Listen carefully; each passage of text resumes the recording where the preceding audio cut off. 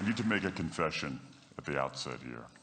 A little over 20 years ago, I did something that I regret, something that I'm not particularly proud of, something that in many ways I wish no one would ever know, but that here I feel kind of obliged to reveal. In the late 1980s, in a moment of youthful indiscretion, I went to law school. Now, I want to try to dust off some of those legal skills, what's left of those legal skills. I don't want to tell you a story. I want to make a case. I want to make a hard-headed, evidence-based, dare I say lawyerly case for rethinking how we run our businesses. So, ladies and gentlemen of the jury, take a look at this. This is called the candle problem. Some of you might have seen this before. It was created in 1945 by a psychologist named Carl Duncker. Carl Duncker created this experiment that's used in a whole variety of experiments in behavioral science. And here's how it works. Suppose I'm the experimenter. I bring you into a room. I give you a candle, some thumbtacks, and some matches. And I say to you, your job is to attach the candle to the wall so the wax doesn't drip onto the table. Now, what would you do? Many people begin trying to thumbtack the candle to the wall. Doesn't work. Some people, and I saw somebody kind of make the motion over here, some people have a great idea where they light the match, melt the side of the candle, try to adhere it to the wall. It's an awesome idea, doesn't work. And eventually, after 5 or 10 minutes, most people figure out the solution, which you can see here. The key is to overcome what's called functional fixedness. You look at that box and you see it only as a receptacle for the tacks, but it can also have this other function as a platform for the candle problem. Now, I want to tell you about an experiment using the candle problem done by a scientist named Sam Glucksberg, who's now at Princeton University in the US. This shows the power of incentives. Here's what he did. He gathered his participants and he said, I'm going to time you how quickly you can solve this problem. To one group, he said, I'm going to time you to establish norms, averages, for how long it typically takes someone to solve this sort of problem. To the second group, he offered rewards. He said, if you're in the top 25% of the fastest times, you get $5. If you're the fastest of everyone we're testing here today, you get $20. Okay, now this is several years ago, adjusted for inflation. It's a decent sum of money for a few minutes of work. Okay, it's a nice motivator. Question, how much faster did this group solve the problem? Answer, it took them on average 3.5 minutes longer. 3.5 minutes longer. Now this makes no sense, right? I mean, I'm an American, I believe in free markets, that's not how it's supposed to work, right? If you want people to perform better, you reward them, right? Bonuses, commissions, their own reality show, incentivize them. That's how business works, but that's not happening here. You've got an incentive designed to sharpen thinking and accelerate creativity, and it does just the opposite. It dulls thinking and blocks creativity. And what's interesting about this experiment is that it's not an aberration. This has been replicated over and over and over again for nearly 40 years. These contingent motivators. If you do this, then you get that. Work in some circumstances, but for a lot of tasks, they actually either don't work or often they do harm. This is one of the most robust findings in social science and also one of the most ignored. I've spent the last couple of years looking at the science of human motivation, particularly the dynamics of extrinsic motivators and intrinsic motivators. And I'm telling you, it's not even close.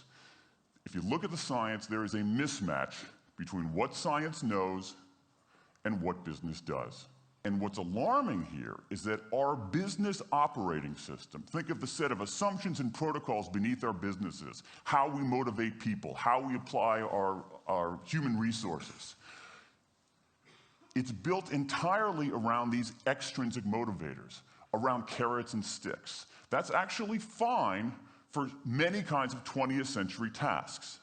But for 21st century tasks, that mechanistic reward and punishment approach doesn't work, often doesn't work, and often does harm. Let me show you what I mean. So Glucksberg did another experiment similar to this, where he presented the problem in a slightly different way, like this up here.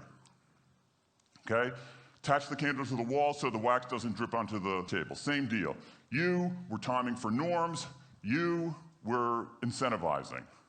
What happened this time? This time, the incentivized group kicked the other group's butt. Why? Because when the tasks are out of the box, it's pretty easy, isn't it?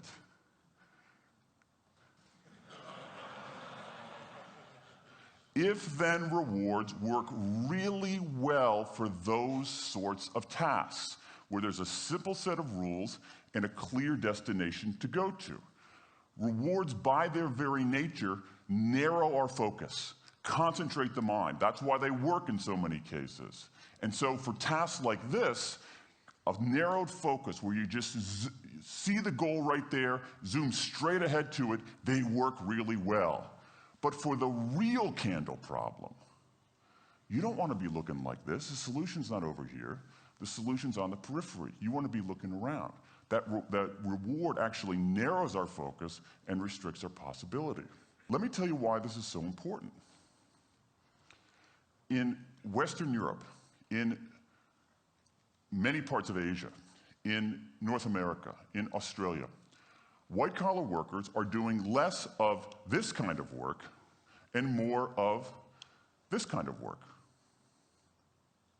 That routine, rule-based, left-brain work, certain kinds of accounting, certain kinds of financial analysis, certain kinds of computer programming has become fairly easy to outsource, fairly easy to automate. Software can do it faster. Low-cost providers around the world can do it cheaper. So what really matters are the more right-brain, creative, conceptual kinds of abilities. Think about your own work. Think about your own work. Are the problems that you face, or even the problems we've been talking about here, are those kinds of problems, do they have a clear set of rules and a single solution? No. The rules are mystifying. The solution, if it exists at all, is surprising and non-obvious. Everybody in this room is dealing with their own version of the candle problem. And for candle problems of any kind, in any field, those if-then rewards, the things around which we've built so many of our businesses, don't work. Now, I mean, it makes me crazy. And this is not, here's the thing, this is not a feeling, okay? I'm a lawyer, I don't believe in feelings. This is not a philosophy. I'm an American, I don't believe in philosophy. This is a fact, or as we say in my hometown of Washington, D.C., a true fact. Let me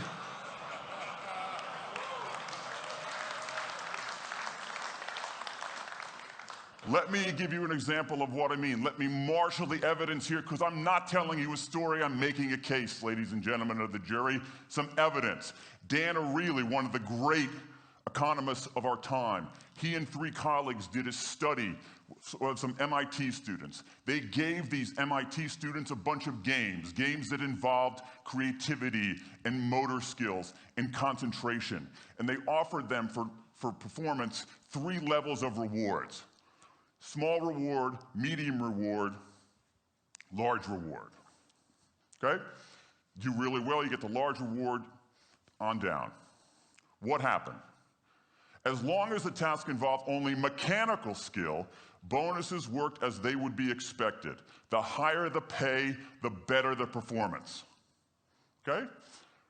But once the task called for even rudimentary cognitive skill, a larger reward led to poorer performance. Then they said, okay, let's see if there's any cultural bias here. Let's go to Madurai, India and test this. Reward standard of living is lower. In Madurai, a reward that's modest by North American standards is more meaningful there. Same deal. A bunch of games, 3 levels of rewards. What happens? People offered the medium level of rewards, did no better than people offered the small rewards. But this time, people offered the highest rewards. They did worst of all. In 8 of the 9 tasks we examined across 3 experiments, higher incentives led to worse performance. Is this some kind of touchy-feely socialist conspiracy going on here? No, these are economists from MIT, from Carnegie Mellon, from the University of Chicago. And do you know who sponsored this research? The Federal Reserve Bank of the United States. That's the American experience. Let's go across the pond to the London School of Economics. LSE, London School of Economics, alma mater of 11 Nobel laureates in economics. Training ground for great economic thinkers like George Soros and Friedrich Hayek and Mick Jagger. Just last month, economists at LSE looked at 51 studies of pay-for-performance plans inside of companies. Here's what the economists there said. We find that financial incentives can result in a negative impact on overall performance. There's a mismatch between what science knows and what business does. And what worries me as we stand here in the rubble of the economic collapse is that too many organizations are making their decisions, their policies about talent and people based on assumptions that are outdated, unexamined, and rooted more in folklore than in science. And if we really want to get out of this economic mess, and if we really want high performance on those definitional tasks of the 21st century, the solution is not to do more of the wrong things, to entice people with a sweeter carrot or threaten them with a sharper stick. We need a whole new approach. The good news about all this is that the scientists who've been studying motivation have given us this new approach. It's an approach built much more around intrinsic motivation, around the desire to do things because they matter, because we like it, because they're interesting, because they're part of something important. And to my mind, that new operating system for our businesses revolves around 3 elements: autonomy, mastery, and purpose. Autonomy, the urge to direct our own lives. Mastery, the desire to get better and better at something that matters. And purpose, the yearning to do what we do in the service of something larger than ourselves. These are the building blocks of an entirely new operating system for our businesses. I want to talk today only about autonomy. In 20th century, we came up with this idea of management. Management did not emanate from nature. Okay? Management isn't, it's not a tree, it's a television set. Okay? Somebody invented it. And it doesn't mean it's going to work forever. Management is great. Traditional notions of management are great if you want compliance. But if you want engagement, self-direction works better. Let me give you some examples of some kind of radical notions of self-direction. And what this means, you don't see a lot of it, but you see the first stirrings of something really interesting going on. Because what it means is, it means paying people adequately and fairly, absolutely. Getting the issue of money off the table, and then giving people lots of autonomy. Let me give you some examples. How many of you have heard of the company Atlassian? Okay, looks like less than half. Atlassian is an Australian software company, and they do something incredibly cool. A few times a year, they tell their engineers, go for the next 24 hours and work on anything you want. As long as it's not part of your regular job, work on anything you want. So the engineers use this time to come up with a cool patch of code, to come up with an elegant hack. Then they present all of these stuff that they've developed to their teammates, to the rest of the company, in this wild and woolly all-hands meeting at the end of the day. And then, being Australians, everybody has a beer. They call them FedEx days. Why? Because you have to deliver something overnight. It's not bad. It's a huge trademark violation, but it's pretty clever. That one day of intense autonomy has produced a whole array of software fixes that might never have existed. And it's worked so well that Atlassian has taken it to the next level with 20% time, done famously at Google, where engineers can spend 20% of their time working on anything they want. They have autonomy over their time, their task, their team, their technique. Okay? Radical amounts of autonomy. And at Google, as many of you know, about half of the new products in a typical year are birthed during that 20% time. Things like Gmail, Orchid, Google News. Let me give you an even more radical example of it. Something called the results-only work environment, the ROW, created by 2 American consultants in place at about a dozen companies around North America.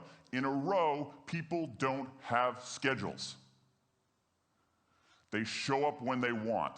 They don't have to be in the office at a certain time or any time. They just have to get their work done. How they do it, when they do it, where they do it, is totally up to them. Meetings in these kinds of environments are optional. What happens? Almost across the board. Productivity goes up, worker engagement goes up, worker satisfaction goes up, turnover goes down. Autonomy, mastery, and purpose. These are the building blocks of a new way of doing things. Now, some of you might look at this and say, that sounds nice, but it's utopian. And I say, nope. I have proof. In the mid-1990s, Microsoft started an encyclopedia called Encarta. They had deployed all the right incentives. All the right incentives. They paid professionals to write and edit thousands of articles. Well-compensated managers oversaw the whole thing to make sure it came in on budget and on time. A few years later, another encyclopedia got started. Different model, right? Do it for fun. No one gets paid a cent or a euro or a yen. Do it because you like to do it. Now, if you had, just 10 years ago, if you had gone to an economist anywhere and said, hey, I got these 2 different models for creating an encyclopedia. If they went head to head, who would win? 10 years ago, you could not have found a single sober economist anywhere on planet Earth who would have predicted the Wikipedia model. This is the titanic battle between these 2 approaches. This is the Ali Frazier of motivation, right? This is the thriller in Manila, all right? Intrinsic motivators versus extrinsic motivators. Autonomy, mastery, and purpose versus carrots and sticks. And who wins? Intrinsic motivation, autonomy, mastery, and purpose in a knockout. Let me wrap up. There's a mismatch between what science knows and what business does. And here's what science knows. 1, those 20th century awards, those motivators we think are the natural part of business, do work, but only in a surprisingly narrow band of circumstances. 2, Those if-then rewards often destroy creativity. 3, the secret to high performance isn't rewards and punishments, but that unseen intrinsic drive, the drive to do things for their own sake, the drive to do things because they matter. And here's the best part. Here's the best part. We already know this. The science confirms what we know in our hearts.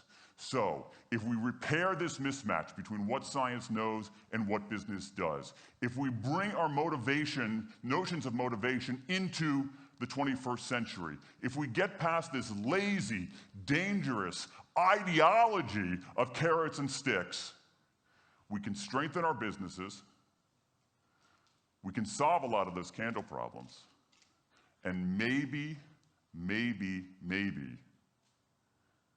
we can change the world.